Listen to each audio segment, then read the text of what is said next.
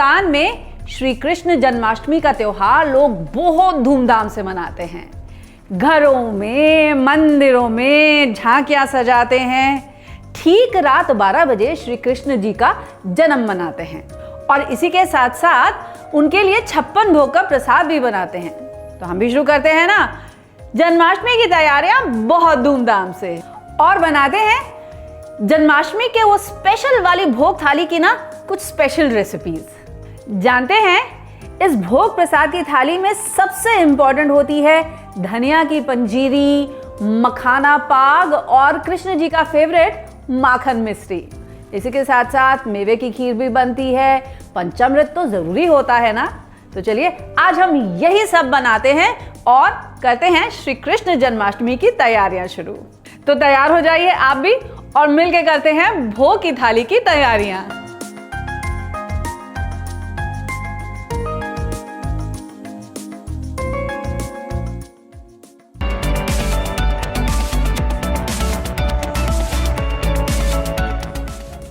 लेकिन इससे पहले कि मैं प्रसाद थाली की सारी तैयारियां शुरू करूं, आप मुझे ये बताइए आपने अभी तक मेरा चैनल सब्सक्राइब किया है कि नहीं किया? भाई नहीं किया है तो जल्दी से कर लीजिए ना। देखिए तभी तो इतनी बेहतरीन सी डिशेस हर फेस्टिवल के हिसाब से भी आपके साथ शेयर करती रहूंगी। और हाँ, याद है ना आपको कि अगर आप ये बेल आइकन दबाते हैं तो मेरी हर नई रेसिपी का नोटिफिकेशन आप तक पहुंचेगा तुरंत। एंड में लाइक ज़रूर कीजिएगा और कॉमेंट करके मुझे बताइएगा कि आज की ये सारी की सारी रेसिपीज आपको कैसी लगी। तो जैसे मैंने आपसे कहा था ना कि भोग प्रसाद की जो थाली बनती है उसके जो कुछ मेन इंपॉर्टेंट वाले जो कृष्ण जी के फेवरेट वाले जो डिशेस होते हैं ना, आज वो आपके साथ शेयर कर रही हूँ। जिसमें सबसे पहले तो बनाएंगे हम मखाना पाग। तो सबसे पहले जान लेते हैं मखाना पाग के इंग्रेडिएंट्स। अच्छा, मखाना पाग बनाने के लिए ना क्या होता है, बहुत लोगों की जो चीनी है वो कायदे से पक नहीं पाती है, जिसकी वजह से आपका जो पाग है वो जमता नहीं है ठीक से और वो एकदम रनी हो जाता है। तो क्या सीक्रेट है उसका वो भी बताऊंगी। तो इसके लिए I am going to take a table spoon of desi ghee. घी को पिघला लीजिए और जब ये घी पिघल भी जाएगा और थोड़ा सा गर्म हो जाएगा ना, तब ऐड करूंगी मैं इसमें ये मखाने।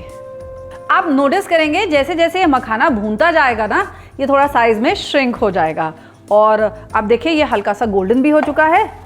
तो मैं इसे अपने बोल में वापस निकाल लेती हूँ। अब वापस से अपने पैन में मैं लेती हूँ आधा टेबल स्पून देसी घी और घी जब गर्म हो जाएगा इसमें ऐड करूंगी ये स्लाइस किया हुआ नारियल। और ये नारियल को भी मैं थोड़ा सा भून करके गोल्डन कर लूंगी। नारियल जब गोल्डन हो जाएगा इसे भी मैं अपने मखाने के साथ ही यहाँ निकाल ले रही हूँ। और अब इसी पैन में मैं लूंगी चीनी। अच्छा, अगर आपके पास 2 कप मखाने हैं तो आपको कम से कम 2 कप ही चीनी भी चाहिए होगी ताकि आपको एक अच्छा सा पाग मिल पाए। और इसके साथ इसमें ऐड करूंगी 1 कप पानी भी। चीनी पानी को चला दीजिए, मिक्स कर लीजिए। आप इसे तब तक चलाइए जब तक कि चीनी जो है ना पूरी इसके अंदर घुल नहीं जाती।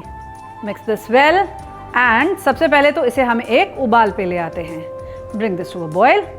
तो ये देखिए चाशनी में अब तार ऐसे पड़ने लग गया है। ये जब गिर रही है नीचे पूरे तार की तरह से गिर रही है। ये देख रहे हैं, this is what you need to remember. और देखिए अब 2 तार बन जा रही है इसकी। तो जब वो इस तरह से तार की तरह से गिरने लग जाए ना, तब समझिएगा कि आपकी जो चाशनी है वो रेडी है। उससे पहले बिल्कुल भी इसमें मखाने मत ऐड कीजिएगा। Once you reach this stage ना, अब हम इसको चलाना शुरू करेंगे।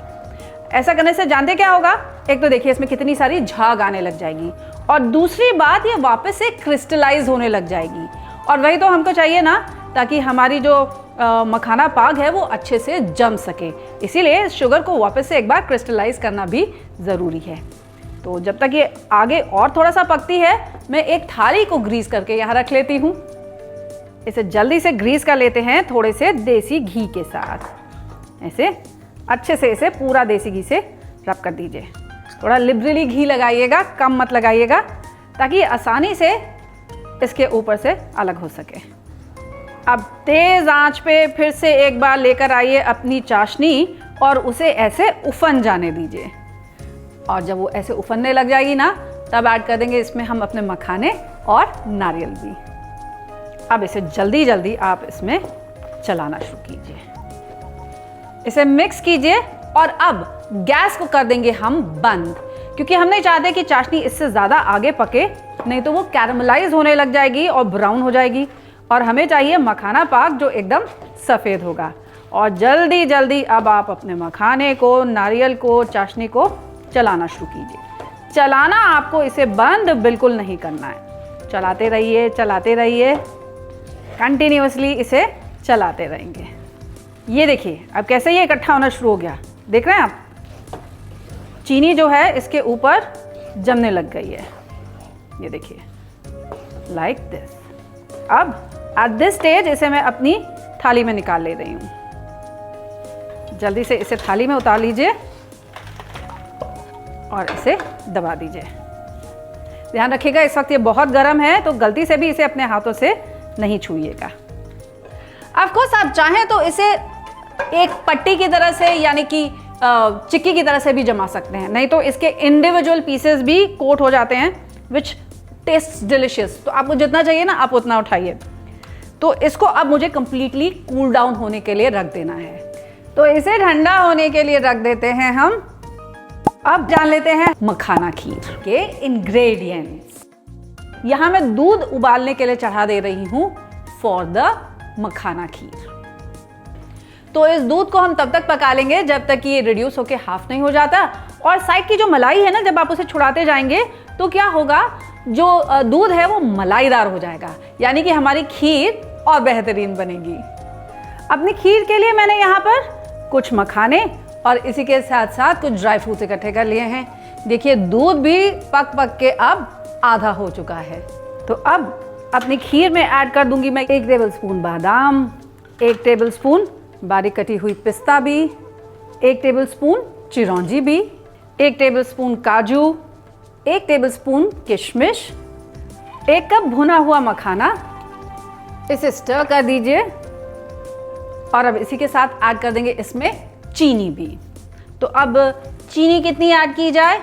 मैंने आधा लीटर दूध लिया है, तो इसमें कम से कम आधा कप चीनी तो मैं ज़रूर ऐड करूँगी, लेकिन ऑफ कोर्स आप अपने घर के टेस्ट के हिसाब से इसमें चीनी का स्वाद बढ़ा सकते हैं या कम कर सकते हैं।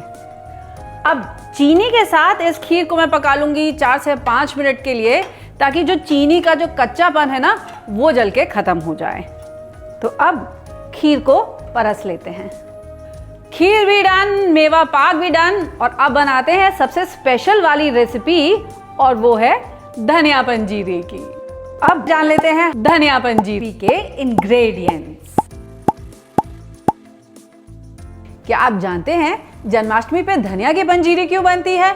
तो पंजीरी तो वैसे बनती है आटे के साथ, लेकिन व्रत में क्योंकि आटा नहीं खाया जाता है ना, अनाज जो होता है, इसीलिए स्पेशली जन्माष्टमी पे पंजीरी बनाई जाती है धनिया के साथ। एक तो ये एक बहुत वार्म फ्लेवर भी लैंड करती है, अनाज नहीं है, और साथ ही साथ इस मौसम के लिए परफेक्ट है।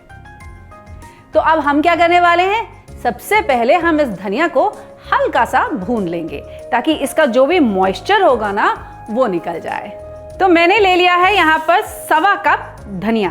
पंजीरी हमेशा सवाया में जो बनती है ना, इसलिए अब इसे लाइटली मैं रोस्ट कर लूंगी। तो जैसे मैंने कहा बहुत लाइटली हम इसे रोस्ट करेंगे।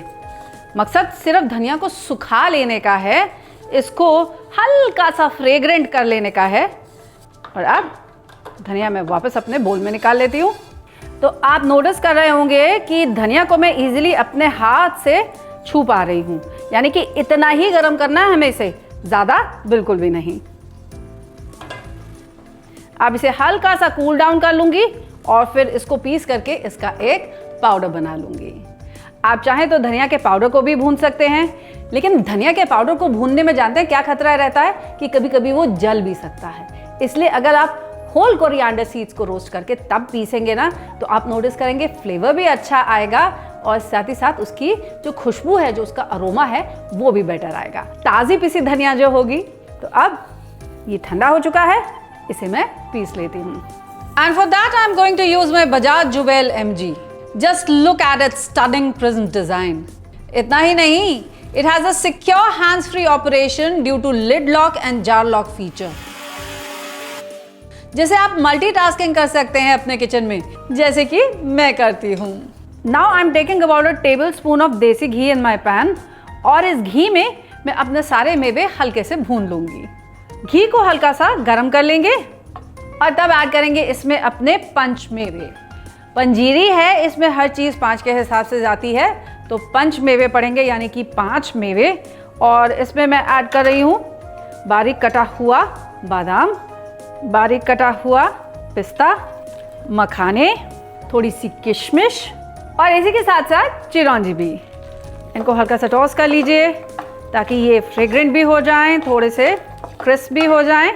And once this is done, इन सारे मेवों को मैं निकाल लूँगी अपने बोल में धनिया के साथ।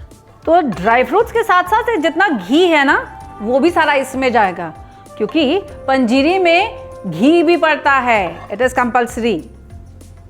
और अब इसमें ऐड करूँगी मैं पिसी चीनी, या आप चीनी का बूरा भी इस्तेमाल कर सकते हैं, तकरीबन आधा कप। इसे अच्छे से मिक्स कर लीजिए ताकि धनिया, घी, चीनी, ड्राई फ्रूट्स सब आपस में अच्छे से मिक्स हो जाएं। तो अब धनिया पंजीरी भी डन, बढ़ते हैं माखन मिश्री की तरफ। तो अब जान लेते हैं माखन मिश्री के इंग्रेडिएंट्स। अब माखन मिश्री बनाने के लिए क्या चाहिए? घर का बना हुआ सफ़ेद मक्खन और थोड़ी मिश्री। तो मेरे पास है यहाँ तकरीबन 200 ग्राम सफ़ेद मक्खन, जो अभी मैंने ताज़ा निकाला है। इसमें मैं ऐड कर दूंगी तकरीबन 50 ग्राम मिश्री। इसे मिक्स कर दूंगी और मिक्स करने के बाद इसे मैं रेफ्रिजरेटर में रख दूंगी ताकि ये थोड़ा सा स्टिफ हो जाए। This done. अब मैं इसे रेफ्रिजरेट कर देती हूँ, फिर इसके छोटे छोटे से लड्डू बना लूंगी। पंचामृत बनाने के लिए क्या चाहिए होगा? 5 चीज़ें: दही, दूध, थोड़ा सा देसी घी, पंचमेवा और साथ में शहद। आप चाहें तो शहद की जगह शक्कर का इस्तेमाल या चीनी का इस्तेमाल भी कर सकते हैं। बोल में लेती हूँ मैं दही, दही के बाद दूध, इसी के साथ ये पंचमेवा, शहद। जैसे मैंने कहा शहद की जगह मीठे में आप शक्कर भी ऐड कर सकते हैं। इसी के साथ थोड़ा सा घी भी, ये भी कंपल्सरी होता है। अब इसे अच्छे से हम मिक्स कर लेते हैं और जानते हैं सबसे इंपॉर्टेंट चीज़ क्या है? वो है तुलसी की पत्ती। तो ये तुलसी की पत्ती इसमें डालना बिल्कुल मत भूलिएगा। तो देखा आपने कैसे भोग प्रसाद थाली की सारी जो है तैयारी हमने कर ली है। पंजीरी बना ली है, उसी के साथ साथ मखाने पाग लिए हैं, माखन मिश्री बना लिया है, चरणामृत बना लिया है और साथ ही साथ खीर भी। तो चलिए आप भी कर लीजिए कन्हैया जी को घर लाने की तैयारियां। हाथी घोड़ा पाल की जय, कन्हैया लाल की।